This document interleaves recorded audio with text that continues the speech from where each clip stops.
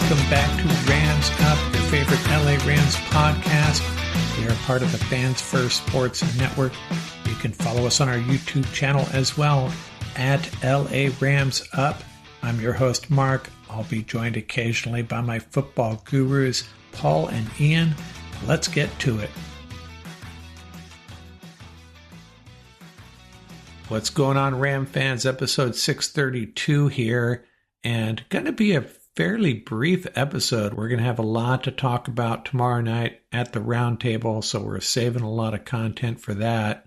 Going to get you caught up with some news and notes, and going to get through my game picks and power rankings real quickly, limiting it to the playoff teams. We'll talk about the playoff teams, how they stack up, and who I think has a realistic chance of getting to the Super Bowl and who does not. Hey, episode 632, I'm going to talk about a player who wore number 32. I may have talked about him once before, but I don't think I published it. And one of my favorite players from the late 1990s, safety Toby Wright. Now, if you're a younger Ram fan and you're not familiar with those teams right before they left LA in those first few years in St. Louis, and you think that the Rams might have been soft at one time or another, I'll tell you one thing. Toby Wright was as far from a soft football player as you will ever find. 5'11", 212-pound safety out of Nebraska. The Rams drafted him in the second round of the 1994 draft. Spent 1 year with the LA Rams, moved to St. Louis with the team, played 4 years there before leaving for Washington. So he just missed out on the greatest show on turf, but man, this dude looked like a fullback playing safety, and he was paired with Keith Lyle, another heavy hitter. Wow, these two guys back there were something else. And if you want to see what I'm talking about, jump on YouTube, do a search for Roger McGuinn's safety Toby Wright battering ram video, and there's another one highlighting the 1997 game between the Giants and the Rams, published by SW562. So that's Roger McGuinn, Toby Wright the battering ram, and SW562's video highlighting the Rams' Week 4 game with the Giants. Toby Wright, a vicious hitter, great tackler, the battering ram from the late 1990 LA and St. Louis Rams. Wore number 32, one of my favorite players from that era. Some roster news to share. The Rams made 3 moves, all of them more or less expected, I think. Blake Corum placed on injured reserve, and I had said yesterday, the last episode I published, that the Rams had to make a move of some degree as far as the running back group goes, and they did. They brought back Royce Freeman. Remember, he spent some time with the Rams last year, knows the system, bigger back. He was added to the practice squad. So the Rams right now will roll with Kyron Williams, Ronnie Rivers, and Cody Schrader with Freeman on the practice squad. And I think Freeman would be a good candidate to elevate from the practice squad for the playoff game against the Vikings. And the Rams also designated safety John Johnson for return. Does that mean he'll play against the Vikings? No, but the fact that the Rams chose to do this now would indicate he will be active for the game. That means someone will actually be moved off the roster, of course. Just guessing here, but I think that's how that's going to play out. So John Johnson likely on the roster for the playoff game.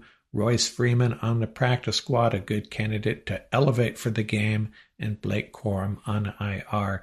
And nothing on Hunter Long. So what that tells me is not a serious injury. He should be good to go. The Rams tight end group, 4 guys, I think they will all be active for the game against the Vikings. And by the way, as a reminder, I went over this, I think it was last week. The Rams had one more move they could make from injured reserve during the regular season. They did not use it. They get 2 more during the playoffs. So the 1 from the regular season carried over, giving them 3. They now have used 1 to designate John Johnson for return. So they have 2 such moves remaining. So what other moves might they make? Well, I don't think it's going to be in the defensive backfield. Right now they have 5 cornerbacks: Kobe Durant, Akilla Witherspoon, Emmanuel Forbes, Darius Williams, and Josh Wallace. And then with Johnson added to the roster, That would give them 5 there as well, 5 safeties counting Quentin Lake, then Jalen McCullough, Cam Kinchins, and Cameron Curl. Pretty rock-solid group, isn't it? And, by the way, with Freeman added to the practice squad, the Rams released from the practice squad safety Quindell Johnson. Hey, before we get into my game picks and power rankings, thought it'd be fun to run through these playoff teams and see what significant Ram connections exist for each of these rosters. And we'll start with these AFC teams. Now, I may be missing some, not necessarily listing all of the connections, just the ones that jumped out at me. That might be a little interesting. We'll start with the Kansas City Chiefs. Well, you got it. Backup quarterback Carson Wentz. And the Buffalo Bills. Safety Taylor Rapp. And who is on the Baltimore Ravens roster now? Tre'Davious White, who was the starting cornerback for the Rams on opening day. And the Houston Texans, probably all of our favorite ex-Ram. That's right, Robert Woods. And the Chargers. Kicker Cameron Dicker, although I don't think he was ever actually on a Rams roster, at least during the season. And defensive lineman Morgan Fox, still with the Chargers. And the Denver Broncos, been around for a while now. John Franklin Myers, remember the Rams drafted him, gave up on him way too early. He signed with the Jets and had a really nice career with them, and now he's with the Broncos. And the Pittsburgh Steelers, another ex-Rams wide receiver, Van Jefferson. Jumping over to the NFC, if you're watching the Vikings and the Rams Monday night, you might see a little bit of 2 ex-Rams, backup tight end Johnny Munt, great blocker, and running back Cam Akers, who has really rejuvenated his career there. Had a key catch to seal that win against Seattle and had some nice runs against the Lions the other night. Speaking of the Lions, I was scratching my head, are there any ex-Rams on the Lions? And then I had to slap myself. Jared Goff, obviously, and the Packers have 2 ex-Rams, long snapper Matt Orzech and a cornerback we probably all forgot about, Robert Rochelle. The Tampa Bay Buccaneers, one of my favorite defensive linemen from that Super Bowl run, Greg Gaines, and quarterback Baker Mayfield, of course. The Commanders, can we take credit for Bobby Wagner as an ex-Ram? I guess we can. And Dante Fowler had that big play in New Orleans that helped us get to the Super Bowl in overtime there, getting to Drew Brees. And the Eagles, the only connection I could find on the Philadelphia Eagles is on their practice squad. He bopped around a little bit this year after the Rams let him go, with New England briefly, now with the Eagles. So those are the ex-Rams you can watch in the playoffs this opening weekend anyways. Be back in a second with my game picks, going to pick all the playoff games, and my power rankings. And I'm also going to tell you which playoff teams have no shot at the Super Bowl.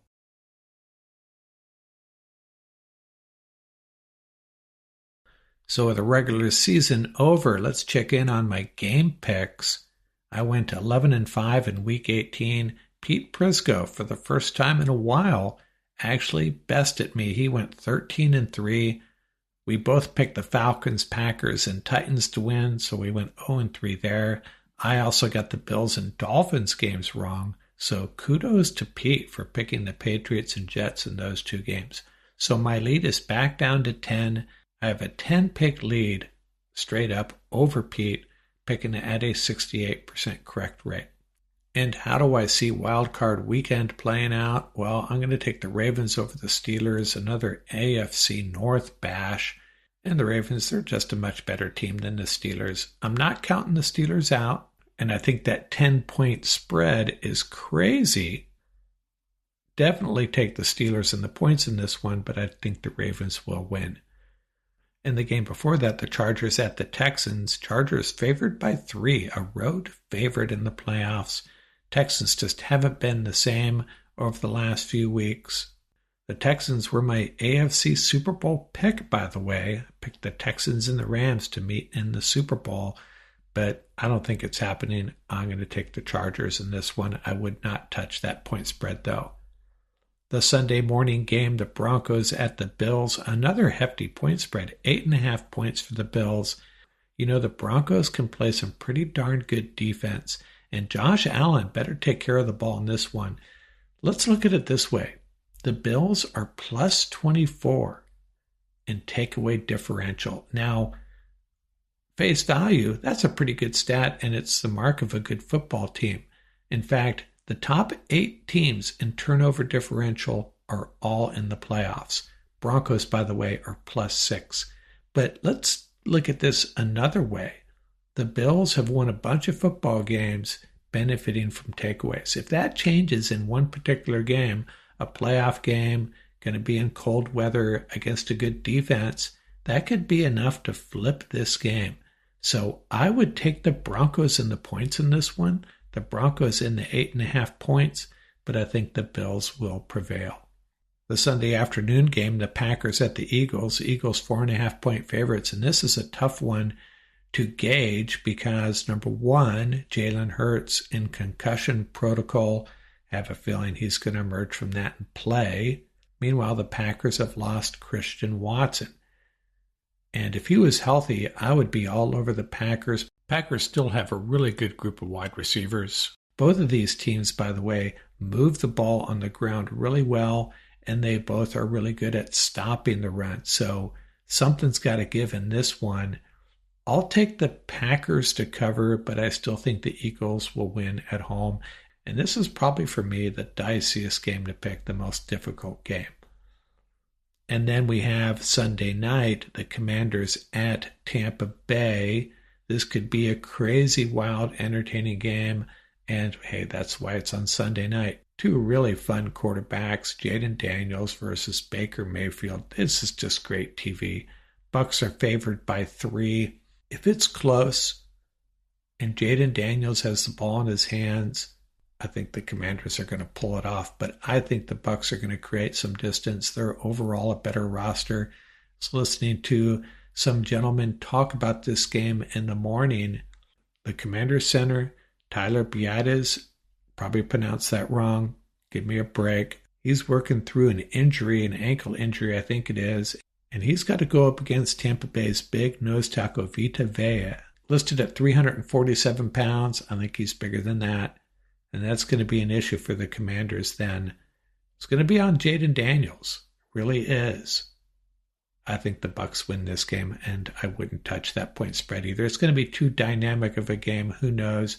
Either one of these teams could win by 12, 14 points, or it could come down to the very last possession. But I'm picking the Bucs to win. Rams Vikings, you know where I'm going with that one. I'm going to save my discussion about it for the roundtable because Ian, Paul, and I, Tom may join us as well. We're going to do a deep dive into that game. So I'll save commentary on that for the Wednesday night roundtable.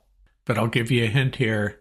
The Rams are going to do everything they can to harass Sam Darnold and prove that he can win in a high-pressure environment, a playoff game, against a young, aggressive defense. That's all I'm going to say about that for now. Going to give you an abbreviated version of my power rankings, and I'm going to talk about the 14 playoff teams plus one. One team I want to mention that just missed the playoffs but is worth mentioning, my number 15th ranked team, the Cincinnati Bengals. They had the league's leading passer, the league's leading receiver, and the league leader in sacks, and they are out of the playoffs, and the rest of the AFC is breathing a sigh of relief. And the only reason they're 15th is because for this exercise, top 14 are all playoff teams. Bengals are probably better than a couple of them. Now, my power rankings are pretty straightforward, a couple of changes from last week, but I'm going to tell you which teams have no shot at the Super Bowl at this point of these 14 playoff teams.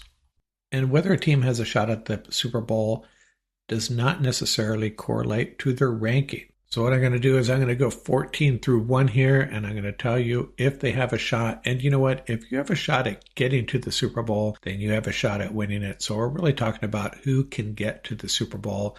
And my number 14 team, the Houston Texans, do not have a shot. They get that home game against the Chargers. They may not even survive that. And even if they do, they're going to have to travel to either Kansas City or Buffalo. They lost their great wide receiver, Tank Dell. really good football team. CJ Stroud has fallen off a little bit. I'm not sure they're going to beat the Chargers. Picking the Chargers, as you already heard. Texans have no shot at the Super Bowl. My number 13 team is the Tampa Bay Buccaneers, and I think they have a shot. And why do they have a shot? Because this offense can put up points. Now, they have to hope they don't have to travel to Philadelphia. That could be a problem playing outdoors there. Not sure what the prospects for that are.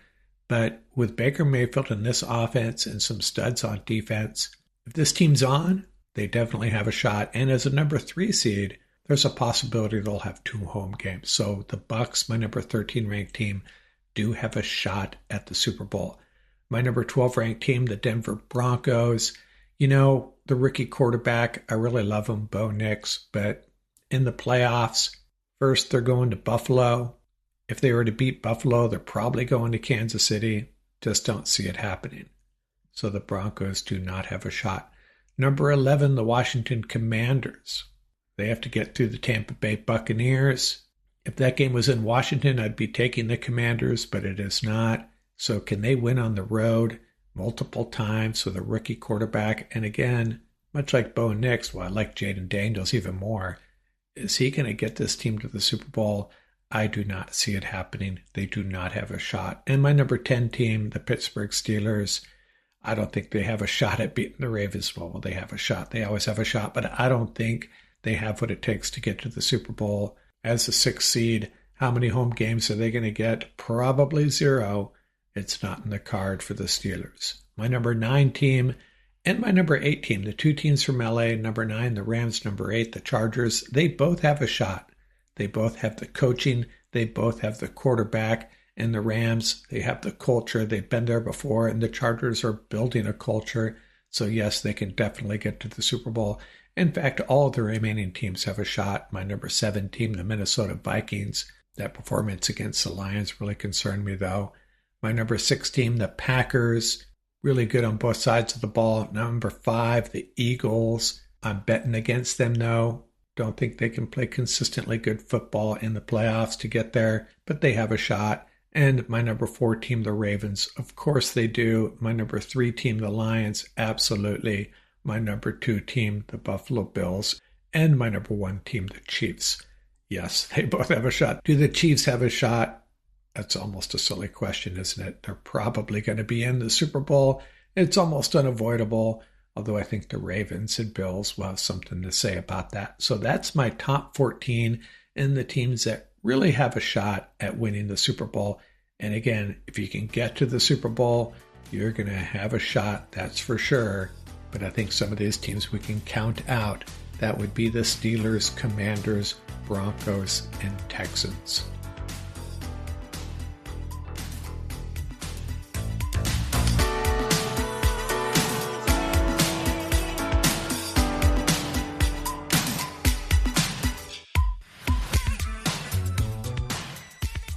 That's going to do it for this episode. Remember, you can reach us at ramsuppodcast@gmail.com. And don't forget about our YouTube channel. Our handle is at laramsup.com. Till next time, keep the horns up, stay safe, and have fun out there.